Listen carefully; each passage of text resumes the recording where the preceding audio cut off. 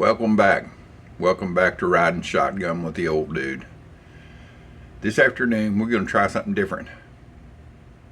Let me show you what I'm talking about, and maybe you can think ahead and tell me what I'm fixing to build. Let me reposition the camera. All right, back with you. So what do you see? You see an Indian grindstone, a grinding tool that I found on our ranch many years ago. This is around late 1950s, early 1960s. Looked like there was a campsite, had some old broken pottery and some flat stones that I guess they had been grinding this on. They were all broken, not worth bringing to the house. I have this. I have a thermometer that goes up to 220 degrees and a little dial to set it where you want it to go to.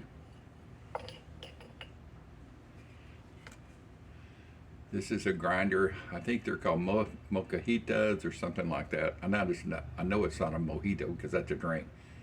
So I can't pronounce what this is called, but it's used in South Texas, Latin America, all over the different parts of the world to grind food in. It's made out of volcanic stone. Or lava, I think is what it actually is, probably is. You can see the different stones in here. This is an old one. I found this deer hunting. I think in 1969, I was on a ranch down by Big Lake, Texas, called Iran. I don't think they call it Iran. I think they call it Iran. And we was hunting, and there was an old cabin that was falling down. It had no electricity to it, no running water or anything, just an old well, and it was falling in, and this was on the floor. I picked it up and asked the rancher if I could have it. He said, sure, no problem. So I've got those three items. And by the way, I've used this for years. You can see it's got the residue in it. I've made my own seasonings through the years. Matter of fact, at one point in time, I was selling them. So it's perfect in here. So that's the residue. You see, that's probably salt and garlic and all types of stuff. So the next thing up is this old big roasting pan.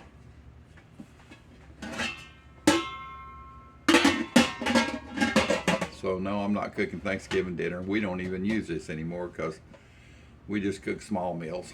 No big families are coming over. So, and inside that is this rack, steamer rack that you put inside of pots. And one other thing, piece of aluminum foil.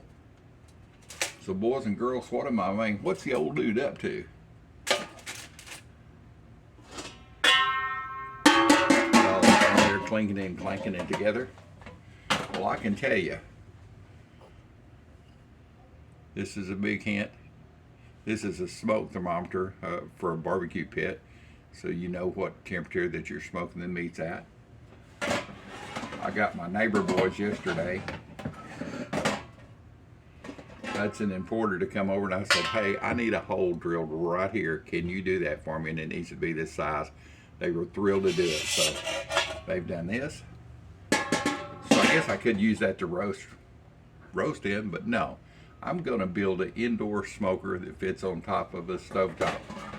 You can either put it in your oven and cook in it, but it's best used on the stovetop. I've seen these advertised on TV all the time years ago, and they're all over YouTube. Lots of people sell these.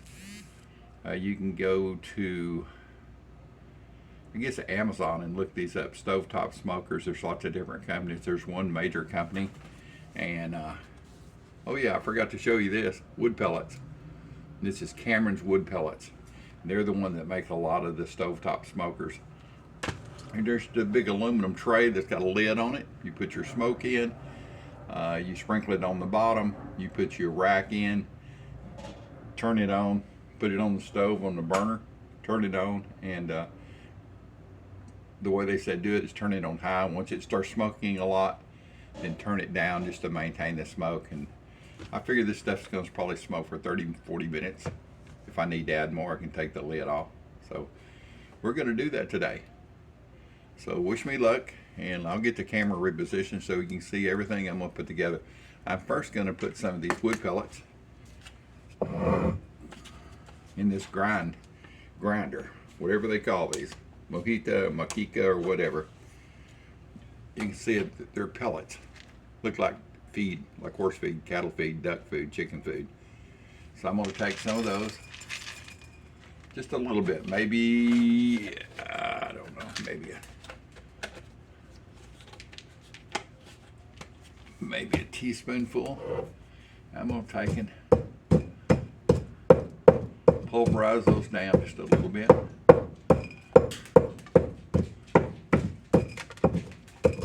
As they're jumping out like little rabbits jumping out of the cage. I just want a little bit. There it is. They're grinding good now. I thought if anything can grind these and break them up into smaller pieces as a few are still jumping out, this would be the deal. I think my fire will start easier if I've got some broken into smaller chunks and a little bit of, they sell a sawdust even. But what I researched online is that sawdust doesn't last very long, so I'm going to kind of get a mixture of both. So get this over here. I'm going to take my steamer basket out. When I actually put meat or vegetables or like asparagus in there, and that I'll put this under as a drip tray. It'll just make it easier to clean. It'll just make it easier to clean up if I've got it under it as a drip tray, and my material that's burning is going to be on this side of the pan anyway. So let me reposition the camera so you can see me starting this thing, and we're going to see if it works. I'll be right back with you. All right, back with you. Move this a little bit more around so you can see the pan. This is live stuff. This ain't no fake stuff. I've never done this before, but surely an old dude can build something that you can buy. That's what I've done most of my life. If I thought I could build it, I could build it. So I'm going to kick the sawdust out and everything in there. You can see it coming out. You can see there's a lot of fine sawdust out here. I'm just going to keep it in one area. I'm not putting the strainer in because that's a different project I'm going to have. I'm actually going to smoke some bologna. So you'll have to watch that on the next video. I'm going to put this on. Some of the people, it shows him taking aluminum foil and crimping this down here if a lot of smoke is coming out. I don't know. It's going to be the first time to see it. So let me get this back up so you can see it just a little bit better. All right, there you go. I'm going to take this out for right now because, believe it or not, I'm going to use this little hole as a tattletale. So when I see that start coming out, I'll know to turn the temperature down. So it's on high right now. Yes. Yes, sir. I don't think it'll take too awful long.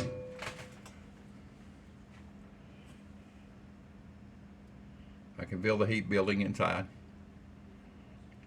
The boys and the girls, I will tell you, got some on the outside where I wiped the stove down. I've never even used this. I've had it set on the shelf for 6 or 7 years. I was just making my dressing in a white dish that was, more presentable. So I will tell you, once you get this in here and it gets to smoking, and you've got your lid on, and it's smoking really good, do not take that lid off, because as long as it's smoking, there ain't no problem.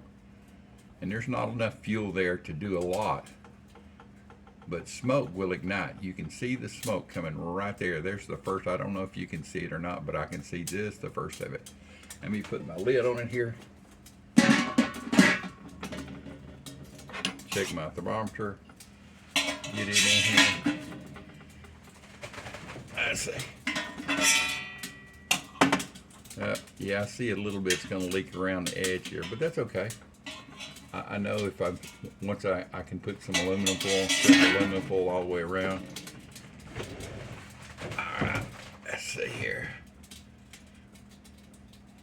And it smells like somebody's cooking barbecue. So yes sir, boys and girls, it's definitely smoking. Once it starts smoking, I'm going to turn it down to like medium. It smells like somebody's got a fireplace going. It smells really good actually. So, like I said, I can take the aluminum foil. I've got this piece just to use as get this tore off here, just to take and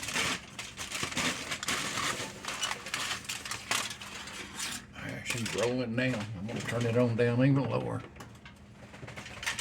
And I'm going to turn my vent hood on. Sorry for the sound.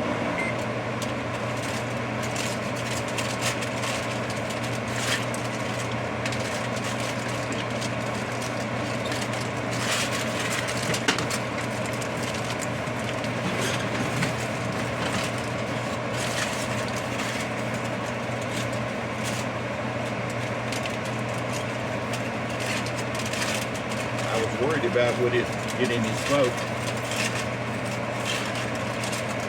I don't think I need to worry about that.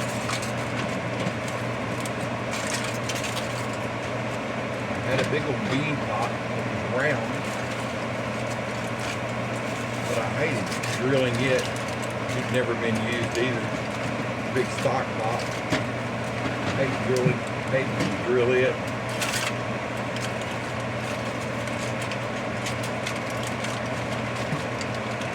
And ruin the top if it didn't work.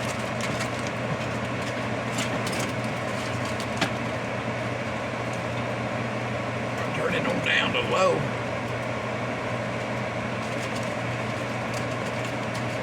Well, boys and girls, this is going to work. I'll just put some aluminum foil around here and crimp it on there next time when I'm really doing this.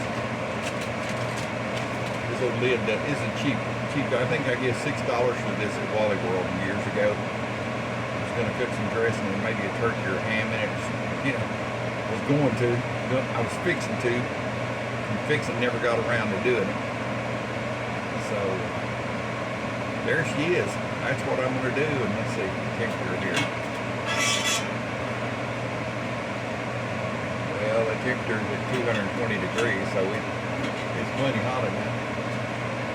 The little paddle home works good, so I'm going to turn it down even on lower. I want it a low smoke. I want a low temperature. I don't want it really high.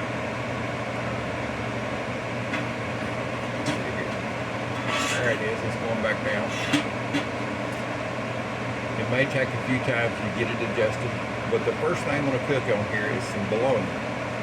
Some 1-inch thick bologna. I'm going to do 2 types of bologna sandwich. I'm going to do smoked. Of course, they're going to be smoked. 2 of them I'm going to do in barbecue sauce different ways. And one of them is going to be a fried bologna sandwich. The ultimate fried bologna sandwich. I'm going to put some jalapeno peppers in here and smoke them at the same time. And then I'm going to let it cool down that evening, put it in the fridge and leave it overnight. So that smoke will really concentrate, keep it sealed up. And then the next morning come out, I'm going to fry 1 piece. 1 inch thick, so it makes a heck of a sandwich. And I'm going to do grilled onions, jalapenos, probably 2 slices of cheese and mustard. No veggies, no pickles, and just the onions to be the only veggie. So yeah, it's coming on way on down now. Anyway, you can see the smoke's dissipated, so this is the deal. It's going to work. Turn this off because there's no need letting it smoke because ain't nothing in there to smoke. I'll get my bologna later on, do another video. Anyway, thanks for riding shotgun with the old dude this afternoon. I had this idea the other morning. I can't get out and barbecue anymore. My offset smoker, it was pretty good. I mean, it was like a 55-gallon barrel with an offset at the bottom. It's a commercial made smoker, and it was it had started rusting out. One of the legs had rusted out on it, and I couldn't weld it, and it was rotted. And so I did the redneck thing, where the leg was broke off. I put bricks under it to keep it level, and it did fine for years. And once I had my heart event and I couldn't go out there anymore, a buddy of mine hauled off all the junk like that. And so I don't have a barbecue pit. If I want barbecue, I go to Sullivan's Barbecue down the street. He's the barbecue king and the barbecue dude around here. But I wanted to try this. I wanted to try some salmon on it, different, maybe chicken breasts, chicken thighs. So anyway, as you see, it's still putting some smoke out, and it's going to work great. It's going to work great. So thank you so much for being here. Please subscribe and keep watching for my next video, which will be smoking this bologna. Talk to y'all later. Have a great afternoon, and be safe. My public service announcement: do not, under any circumstances, take that lid off of there when you have it on a burner and it's smoking. It will do a flash fire. I know this from being on the volunteer fire department for years. Just turn it off and wait until the temperature goes down and there's no smoke showing. You'll be perfectly safe at that point.